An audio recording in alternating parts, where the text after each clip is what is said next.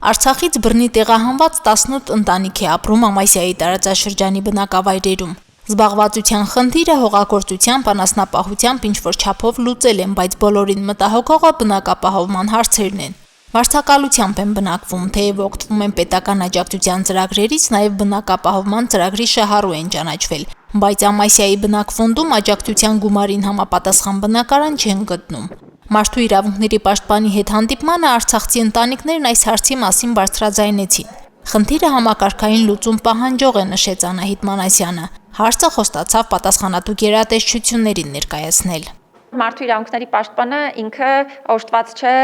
նմանատիպ դեպքերում վարչակառավարչական լիազորություններով եւ լծակներով եւ ինքը չի այն մարմինը, որը պետք է կարգավորի այս խնդիրները։ Մարդու իրավունքների պաշտպանի հիմնական գործառույթը խնդիրները ոչ միայն բացահայտելը եւ բարձրաձայնելն է, այլ նաեւ դրանց լուծումներ պահանջելը եւ նաեւ պարզաբանումներ պահանջելը։ Իսկ խնդիրները բազմաթիվ են ու բոլոր ոլորտներում, որտեղ մարդու իրավունքների խախտման դեպքեր են արձանագրում։ Հայաստանի բոլոր բնակավայրերից պաշտպանի գրասենյակը բողոքներ ահազանգեր է ստանում։ Դրանցից մեկը վերաբերում է մարզկենտրոններից հեռու գտնվող բնակավայրերում հանրային ծառայությունների հասանելիությանը։ Ամասիայի զինկոմիսարիատի տեղափոխումը Աշոց կամ անձնագրային ծառայությունների միավորումը մեկ վայրում խնդիրներ է ստեղծել գյուղաբնակների համար։ Մի շարք բնակավայրերում այդ ծառայությունները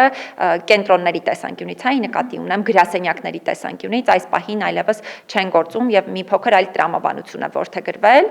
բայց պետք է նկատի ունենալ, որ ի տարբերություն շատ երկրների, որտեղ այս մոդելը գործում է, Հայաստանում մենք գործ ունենք իրավիճակի հետ, երբ ճանապարհների հետ կապված բազմաթիվ խնդիրներ են առկա, հանրային տրանսպորտի հետ խնդիրներ են առկա, քաղաքացիները սոցիալական բազմաթիվ խնդիրներ ունեն եւ հատկապես հանրային տրանսպորտի բացակայության պայմաններում։ Ամասիայի համայնքապետը այլ ենթակառուցվածքների բարեկարգման հարց եւս ներկայացրեց։ Կլաստերային դպրոցների կառուցումից հետո հարևան բնակավայրերից աշակերտների տեղափոխման խնդիրն է անհրաժեշտ լուծել, իսկ մի շարք գյուղեր իրար կապող ճանապարհների հիմնանորոգումը դառնում է առաջնահերթ։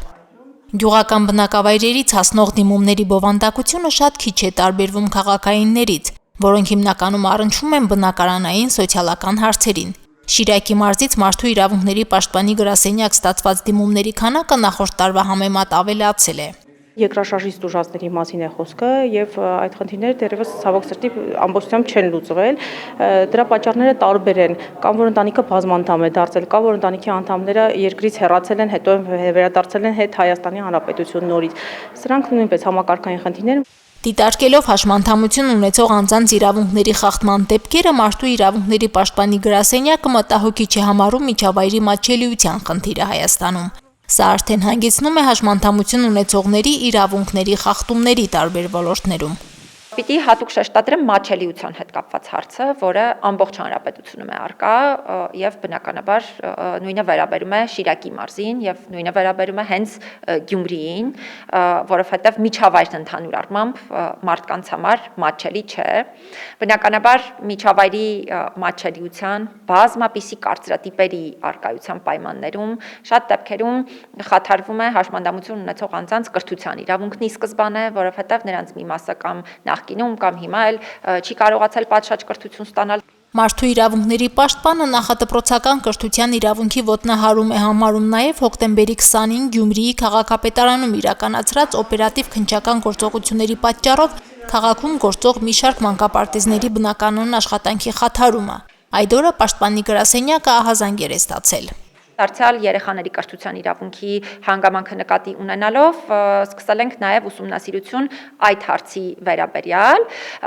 եւ բնականաբար այս փուլում նաև շարունակում ենք ընթացիկ process-ը հասկանալու համար, թե մարդու իրավունքների տեսանկյունից ինչ հարցեր կարող են լինել։ Անահիտ Մանասյանը այցելել է նաև ներքին գործերի նախարարության ոստիկանության Մուշի բաժնի ձերբակալվածների պահման վայր հոկտեմբերի 20-ին Գյումրիում ձերբակալված անձանց տեսակցելու նպատակով։ Ուսումնասիրվել են նրանց բերման ենթարկելու հիմքերը եւ իրավունքների ապահովման վիճակը։ Հիմնականում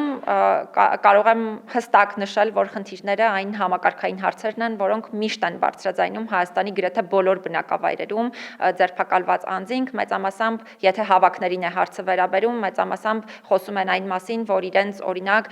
օրինական պահանջ չի ներկայացվել կամ իրենց հստակ չի ներկայացվել օրինական պահանջը, հետո դրանից հետո իրենց ազատությունը սահմանափակվել է ու նմանատիպ մի շարք այլ